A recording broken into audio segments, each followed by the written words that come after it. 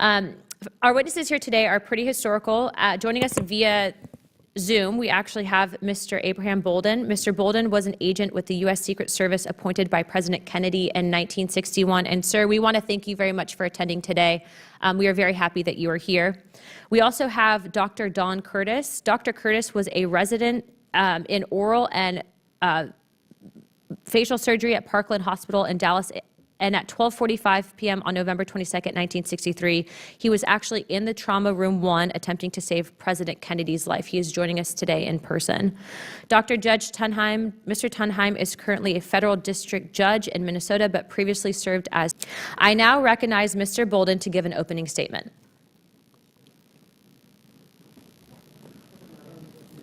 Sir, we can't hear you. Is your microphone on?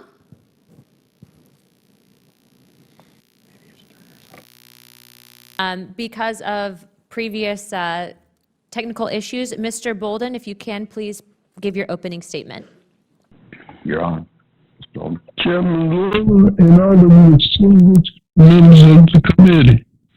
My name is Abraham Bolden, and I'm an Secret Service agent from 1960 to 1964.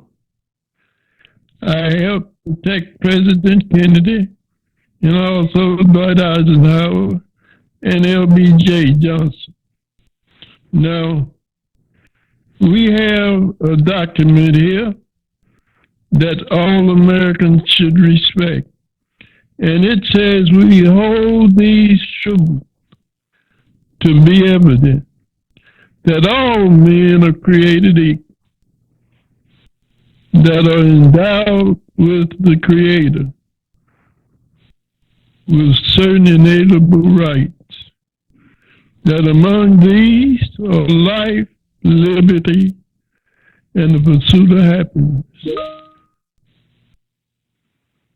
Now that should apply to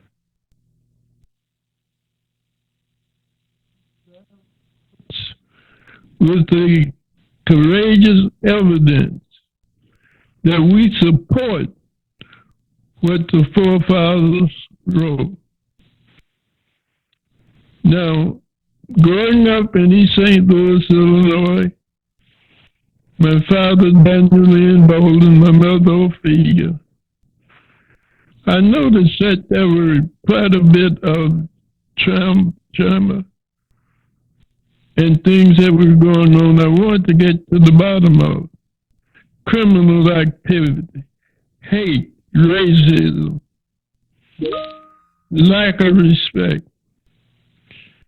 So after I graduated from Lincoln University in Jefferson City, Missouri, I became the first African American after having a choice between becoming a music teacher in Kentucky and a Pinkerton agent. I chose the Pinkerton agent because I wanted to find a solution to the problems that we were having in America. And that became my goal in life. Now, when I became a Secret Service agent in 1960, I was surprised at what I found. The racism, the inequality of job assignment. Now, everything that I will tell you today, none of it came from research. I am not a researcher. Each fact that I give you today, they were from my specific actions. No one has prompted me to say anything. I've been waiting for this opportunity since 1964. Now, as it so happened that God made it possible for me to answer one of my dreams first, and that was to meet President Kennedy. President came to Chicago after he won the election. By me being a Secret Service agent, The Secret Service disrespected me as an agent by replacing a position near President Kennedy and putting a fireman in my position. And they placed me by the bathroom at McCormick Place. There were lots of jokes about it in the office of the United States Secret Service. All I wanted to do was carry out my duties to God and my country and the President of the United States. But they took my position which should have been near the President, and placed me by the washroom at McCormick Place, 2 flights down from the convention hall. Now, when the motorcade stopped in front of McCormick Place, the president, the first thing he wanted to do was use the washroom. And there I stood. Now, the president walked up to me and we shook hands. He asked me, was I one of Mayor Daley's finest or a Secret Service agent? Question notified him I was a Secret Service agent. Then he asked me, he invited me to come to Washington, D.C. and become the first African American appointed as a Secret Service agent, which I thought was very great. But in becoming an agent, I found that there were so many cracks in its petition. The agents were drinking on duty. Some of them were smoking weed. They were going around with prostitutes when they were supposed to be on duty. And they were particularly racist against President and Robert Kennedy. There were some who were also worried about the fact that they thought that President Kennedy and his family were trying to form a dynasty. I heard a lot of talk about them finding a dynasty. That President Kennedy would be first, then Robert Kennedy, and then Kennedy. And then, when that happened, then the Catholics would run America for the next 100 years. And that had to be stopped. Now, on the detail, as I said, there was a lot of drinking, a lot of smoke. And I became against it. I warned them about it. Now, when President Kennedy was coming to Chicago in March of 1963, we got a call from the Federal Bureau of Investigation who had a meeting. President Kennedy was doing Chicago. This was in March. We received a call from the Federal Bureau of Investigation here in Chicago from a person who the FBI identified only as Lee. And this man Lee said that President Kennedy was going to be assassinated between O'Hare Airport and the Conrad Hilton Hotel. So in order to protect him, we had the airplane to land, and then we brought him by helicopter to Meigs Field, which was not being used at the time, which I thought and recommended that they do that. That was my recommendation how to get the president in. Now, during the president's trip in March,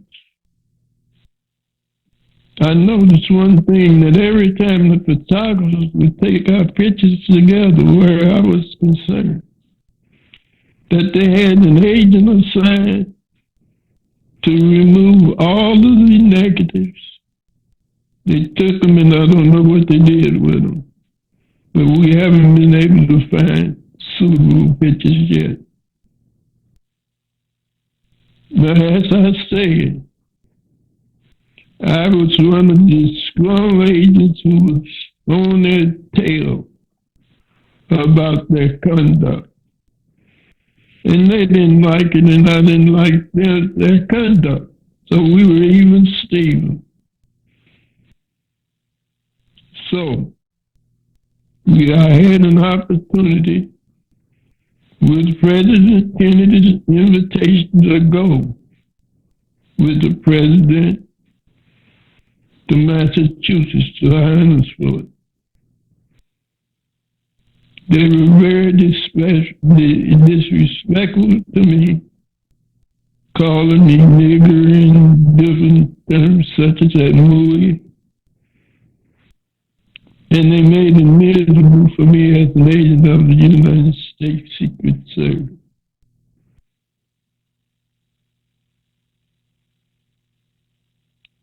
So the president invited me on July the 2nd to go to ride on Nantucket Sound on his yacht, the Marlin. The president did that. And I was seated next to the chief of the United States Secret Service, Rowley.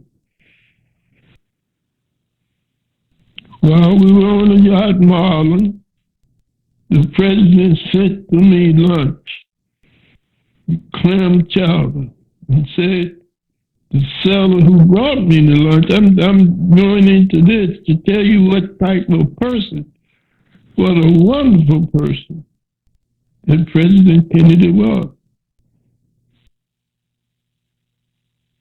And he made intention, had me placed on Air Force One, and also on the Marine One, which was a helicopter, with Otis Air Force Base. But this type of habitual drinking and wildlife continued even after the 4th of July in Harrisburg. When we were on Air Force One, I mentioned that to Rowley. I told him there was too much drinking going on. He told me just enjoy the yacht ride. We'll discuss that later on. Now, we get back to Washington, D.C. Now, one incident I want to make clear is that I was standing outside the Oval Office on June the 29th, about 7 o'clock in the evening. A big chauffeured limousine pulled up in front of the White House door. The other agents had left for lunch. President Johnson exited the chauffeured limousine and slammed the door as hard as he could. He walked straight to the Oval Office where I had interdicted him, and I was standing by the door first. I walked before he did because I figured where he had to be going. And I was the only agent there to take control of the situation. President Johnson, the first thing that he said as he passed me and walked into the Oval Office, he said, you bastards ain't trying to send me to jail over some goddamn cotton. And after that particular time, an argument ensued between the president and Bobby Kennedy that was so violent, or lots of violent words about Bobby Baker, about Todd.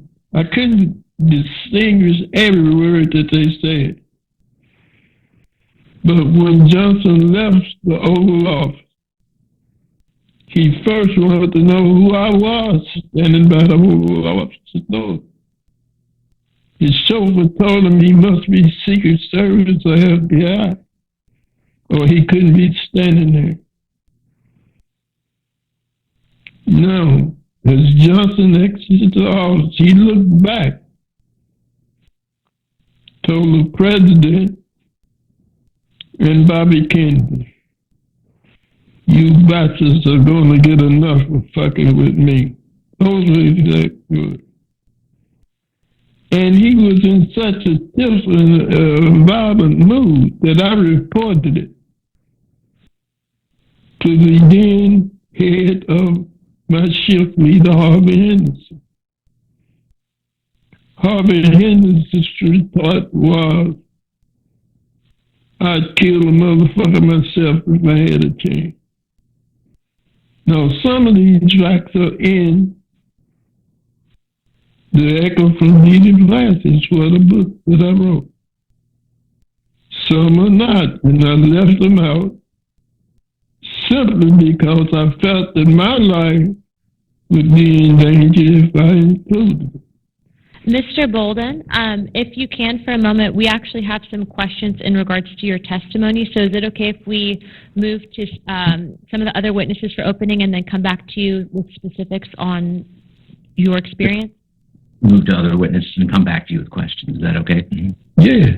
Yes. And also to both the ranking member, Mr. Garcia, and I would like to thank you for your service to this country, especially as the first African-American Secret Service officer. Your sacrifice for this country and your service to this country does not go unnoticed, so we applaud you, sir. Thank you. Thank you. Thank you, sir. My next question is for you, Mr. Bolden. Mr. Bolden, can you hear me? Yes, I can. Okay, sir, thank you for sticking with us so long. I know it's been kind of long, but if you can, real quick, what did you observe about the Secret Service investigation of President Kennedy's assassination? It was one of the greatest cover-ups of a crime. Now, the Secret Service initiated so many cover-ups. Number one, the number of bullet fragments that were found in the car. Harry Gagline, on November the 26th, looked at the car, the assassination automobile, and he found two cartridges laying on the front floorboard. They were very damaged. And he also observed a bullet hole in the windshield.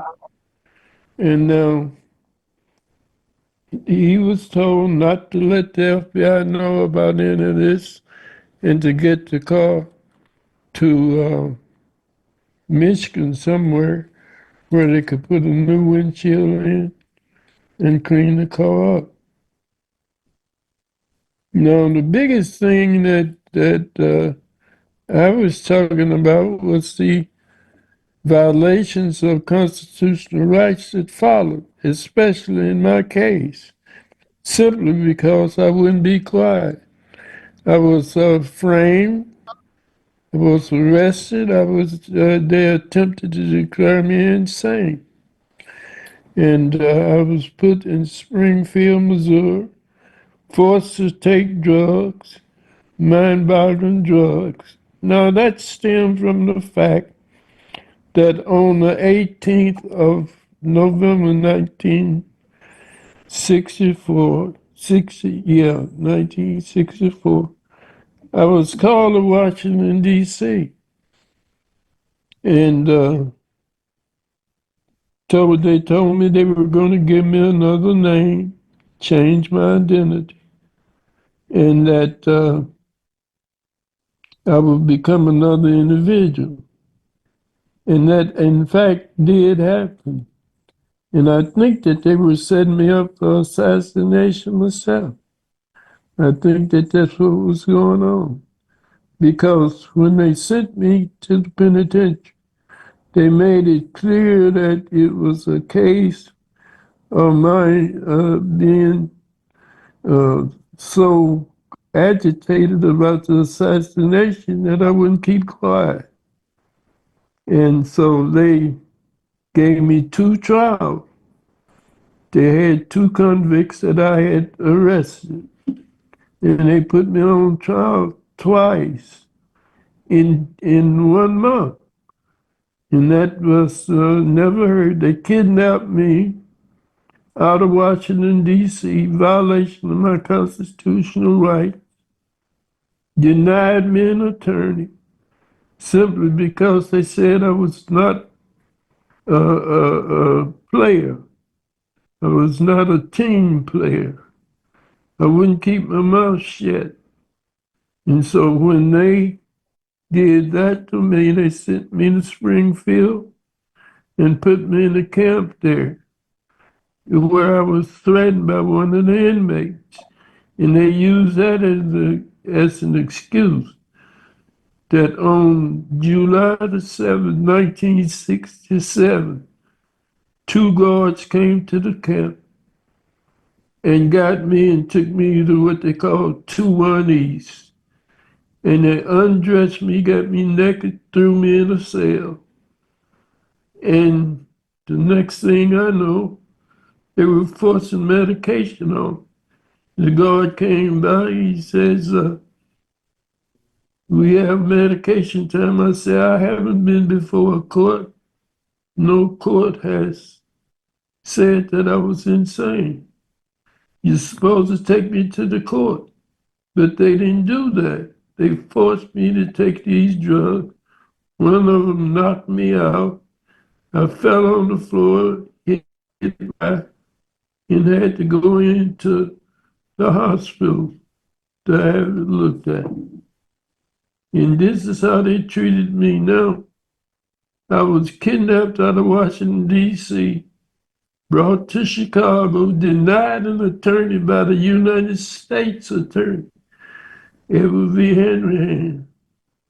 I was then not given any food on that night, which was May 18, 1964. They didn't let me eat anything because they kept talking about I was not a team player and I didn't keep my mouth shut. And this is how that they control the cover-up. Agents became afraid. They didn't want to talk. And there were so many cover-ups. The chief Rowley put out a memo that said any agent that gave information other than the information that he would provide would be censored severely. Well, when they found out that I wanted to go to the Warren Commission, who was investigating the case appointed by President Johnson, I asked to go testify to the Warren Commission about what the Secret Service were doing and the type of protection that President Kennedy was receiving.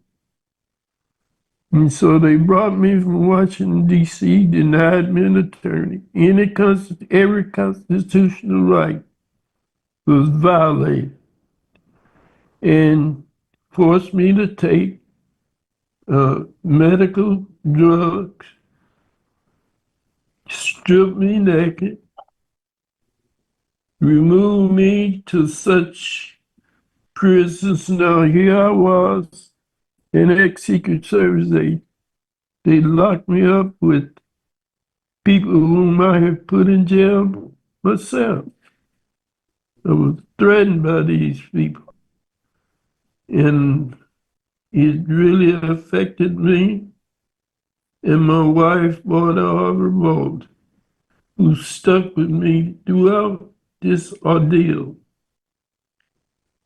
And to anybody who's listening, if you have a good wife like Barbara was, keep her.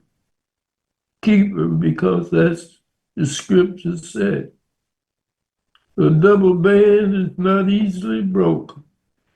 And they're talking about people like my dear wife who passed away in 2005. So I just want people to know that the constitutional rights, when I was on trial in July 12, the jury was debating whether or not on a verdict.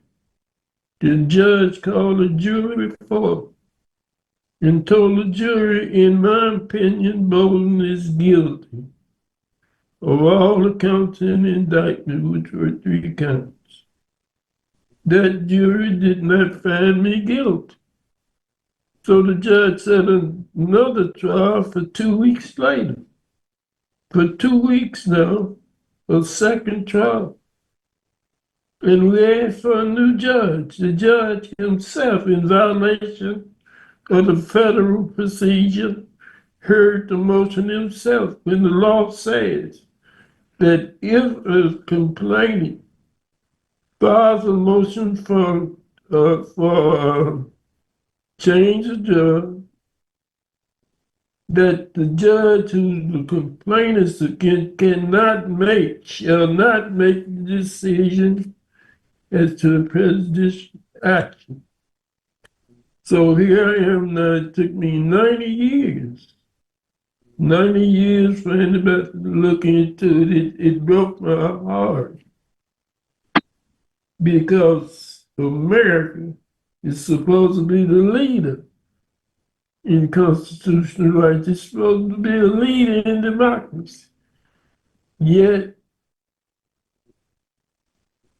I felt so abandoned by the system. But I'm glad I did. And I would do it again because the American people need to know the truth. The truth will set you free. Thank you, Mr. Bolden.